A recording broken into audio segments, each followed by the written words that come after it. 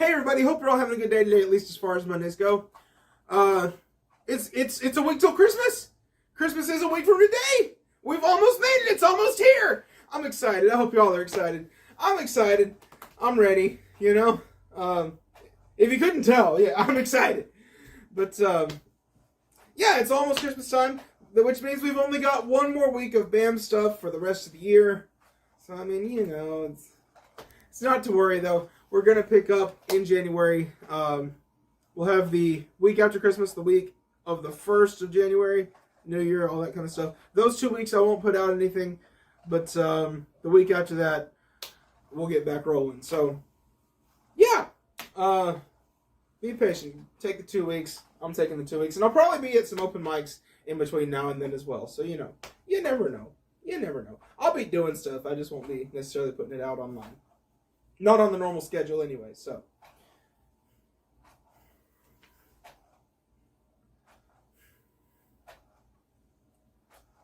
Hey everybody, hope you're all having a good day today, at least as far as Mondays go. We are 1 week to Christmas. Christmas is 1 week from today, and I'm so excited. I hope y'all are excited. I'm super excited, in case you couldn't tell by all the Christmas stuff that you've seen up to this point so far. I'm excited. I love Christmas. It's my favorite time of year. And it's almost here. Which unfortunately means we only have one more week of BAM stuff left for the rest of the year, which, you know, that's a little bit of a bummer. But I mean, I'm coming right back. I'll be back in January, you know. I'll take next week off, the week after, you know, the week after Christmas and the week of the 1st. I'll have those weeks off, and then we'll get back on track and hit the ground running like we always do every year. So yeah. And, you know, who knows, I may release some live stuff from some open mics that I may or may not get to do in between now and then. No promises on that. We'll see. You know, we get there when we get there. The main thing is, Band Comedy is discontinued from Christmas Eve until after the 1st of the year. That's what you need to know. That's the schedule. We'll take that 2-week break. But, as far as what's coming up, of course, you got today, which I'll talk about here in a second. You have this today, and then tomorrow is Poetry with BAM. Wednesday will be Things Bryce Thinks About. Thursday is news, BAM News. And then Friday is Funny Friday, as usual. And then we won't do anything on Saturday. Nothing on Saturday, but on Sunday, Christmas Eve, I'll release the last Band Comedy of the year. It is titled Christmas Carols. By the time you watch it, that'll make more sense. But it's called Christmas Carols, and we'll get there when we get there. So I hope you're excited. I'm very excited. All I have to do with it is put it all together in one video and get it out. So yeah, I'm excited to share that with you. Anyway, though, as far as this video today, you are about to watch my performance from the Recovery Room at the Thirsty Thursday open mic on December 14th. It was last Thursday. I was supposed to go and just do a 15-minute set. You know, just sign up and do my time and, you know, the rest of the show. Turned out the host was sick, and the owner of the place was sick, and so I said, well, do you guys want me to host? And they said, sure, and so I hosted. And I did a bit to open the show, some things in between, and a bit to close the show. Now, all of it has been recorded. All of it is on camera. All of it I have footage of. I'm only going to show you the very end. The very end, for one, it's what went best throughout the night. Everything else just didn't do as well as that did. The other thing about the very end, it's going to be a sneak peek into, hopefully, what comes out next year. It may not be the first Bando Comedy, it may not be the 21st Bando Comedy of next year, but I hope to have that one out next year. It's not finished, it is not all the way written. It's initial thoughts that are in my phone, just some notes on it, and it's out of order. There's a bit at the end that should have been toward the beginning. It's part of the setup. But it worked well. It worked well. The audience at the time seemed to really enjoy it, and I'm pretty happy with it. There are also some things I need to add to it as well. But yeah, I'm pretty happy with where it was on Thursday night. I think I'm on a good track for it. But I want to know what you think down in the comment section below. Be sure to hit that like button if you enjoy it. Be sure to hit that dislike button if you don't enjoy it, and tell me why down below. Tell me what you think. Also, at the very end of that, I do the new bit. It's called Love and Comedy, by the way. I do that bit, and then I do a poem. It's what was it called? Oh, I know what it's called. Oh, it's The Fat Boy from Pine Bluff. I did that poem, which I wrote, I believe, actually 3 years ago before I ever started doing this channel. Before I ever started doing any of this stuff. I think I wrote it way back when. And then the next year I just put it on Poetry with Bam because I had it. And I was like, I want to do something Christmassy, and that to me is Christmassy, and so I did it. But yeah, that all went pretty well. I want you to let me know what you think down in the comments. And I believe that... Oh, of course, there are no added laugh tracks, as usual. If it wasn't heard in the room, you won't hear it in the video. All I'm going to do is put it through a filter in GarageBand to make sure that it's nice and clear, so that it's easy to understand and easy to hear and all that kind of stuff. And that is all I have to say about it. So, without any further distractions or any of that, enjoy the show!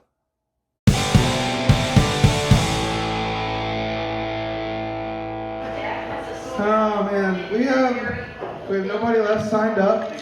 Yeah, man. We made it through everybody that was on our list. You're the bomb. So that's basically the end of the night. Unless you guys mind if I work on something that I'm not done with yet? Okay. Yeah. Let's get this thing started. Woo! He leaned into it too. He was like, I don't even count. I was like, hey, Here we go.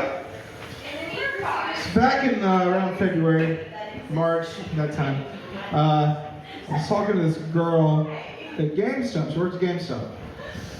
Very attractive, way out of my league, you know. If she's the NFL, I'm Pee Wee. Check her. We've been through it. Very attractive, right? And I was talking to her, and I told her that I do comedy, and she said that she was interested in doing comedy. And I was like, okay, cool. So maybe we can bond over that. We can have a connection through that. It's like, I don't have any people that I talk to all the time to do comedy. You know, I see you about once a week, but we don't like write comedy together or anything. You know, I don't have anybody like that. I'm thinking maybe this is my chance. I'll have that, and maybe I'll have a girlfriend for the first time in my life.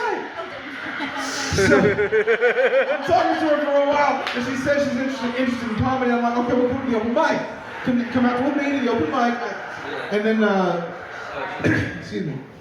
I said, come with me to the open mic. I said, there's a show, and there's an open mic after, and I'm doing the open mic. I wasn't getting booked yet. This was beginning of March.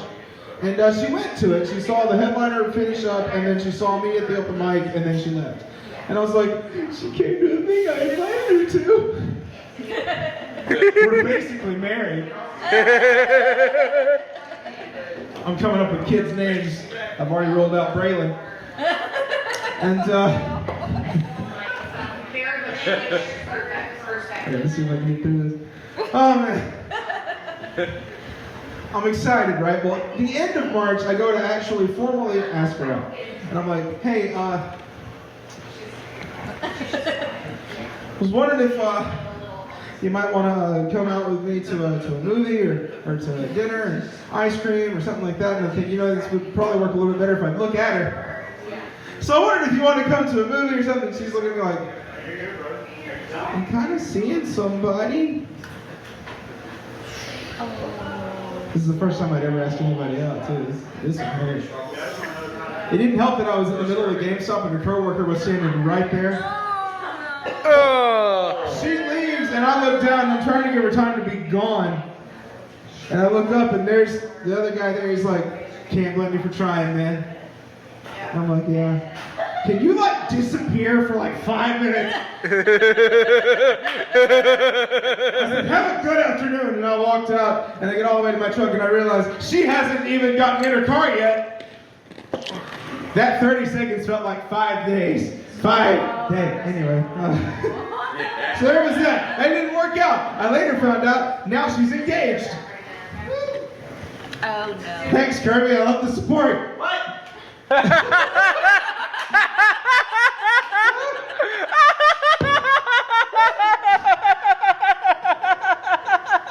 Note to self, don't hit yourself in the head with a microphone. Oh my God. That hurts. So in July, I hosted a show here. And it was a real show. I hosted it. And I never hosted a full-on paid comedy show before. And absolutely killed it. Absolutely killed it. Did amazing. The whole room was bursting with laughter. It was incredible. And it was after the show, before the open mic, after the show, this girl comes walking up to me, and she says that I was really funny, that she thought I was great, and that she's done comedy before, and has been wanting to get back into it. Why do you do this to me? You know I can't handle this. I'm your guy! She said that she's been to Memphis before, and I go to Memphis all the time, right? I said, yeah, I go all the time. She's like, maybe we can carpool there. And I was like, well, I got a truck, and I pull it to Memphis every week. I'm your guy! Yeah! So I sit down with her, I'm talking with her for a while before the open mic starts, and then the open mic goes, I go up first, kill it again, come back, and I'm sitting with her the whole time to the open mic, and then the open mic goes by, and I talked with her some more, and then she left. Yeah. And she awkwardly shook my hand, so I was like, oh, maybe she likes me. Because I like her. I found out that she's with NYT. She's a student doctor. She's like actually smart. Actually, like I graduated college, but she's intelligent. I didn't graduate with a real degree. I have a degree in playing dress up. I majored in theater. Yeah. She's like actually smart. So like, anyway. So I tried to message her that same week. That show was on a Saturday night. That show was on a Friday night, excuse me. It was on a Friday night. I tried to message her on Sunday. Big Mickey in Memphis was starting a new open mic every Thursday at the Comedy Joint in Memphis. And I was like, hey, here's the flyer. I'm going. Do you want to go with me? Thursday comes by. I've not heard anything, so I go by myself. Hold on.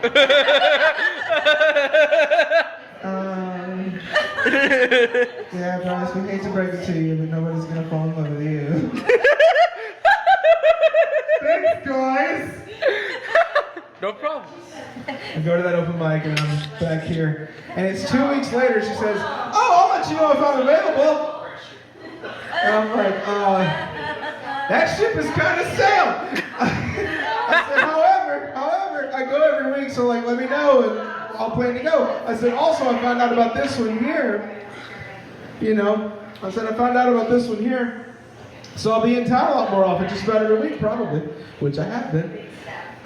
But she likes the message, sends a thumbs up or whatever it was, saying that she saw it. And so I've been texting her back and forth some, trying to get her to go to things. I'm like, hey, I'm going to Lamplighter this Wednesday, do you want to go? And then nothing, absolutely nothing. She doesn't respond to anything that I send her. She sees my Instagram story every week, but she doesn't respond to a message I send her. I don't know how to feel about this. I've had half a mind to go on my public Instagram that everybody can see and say, hey, if you're reading this, message me. I told this to my parents. My dad said, do it. I said, no. Because what if I have a follower that has the same name and then that person messages me and wants to know why? And then what am I going to say? You know? So it looks like that's probably not going to work out either. But, you know, it's cool. It's not like I'm actually single. I'm in a very committed relationship with stand-up comedy. Yeah! It's pretty serious. I am wearing a ring. It's not a healthy relationship. Stand-up comedy, it's not. It's mentally abusive. I go to do what? Narcissistic. It's narcissistic. It's mentally abusive. It's painful. You show up and somebody who came in like a month after you started doing comedy, and everybody says that that's their favorite comedian in the room tonight.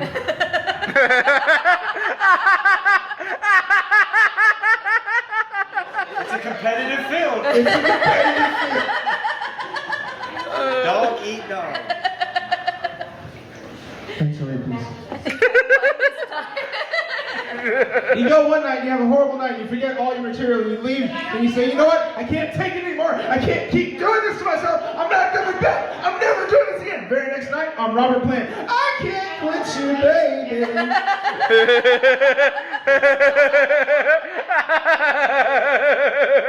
I know this relationship is toxic. See, when I was talking with that first girl, the GameStop girl, I was at that show and I was like, you know what, it's about time I started doing that because there was a show here in April. And I was like, I don't know who all's in it. I don't know if she has a full lineup or not, but I want to be in it. And I said, how do I get into an actual showcase? She said, start going to Memphis. And so I did. And then I ended up getting booked. I got my first booking in May of this year in Paraguay. And they were Thank you. It went really well. And then I learned about this open mic after I talked to the other girl here. Learned I can come here and do comedy every week. 15 minutes, long sets.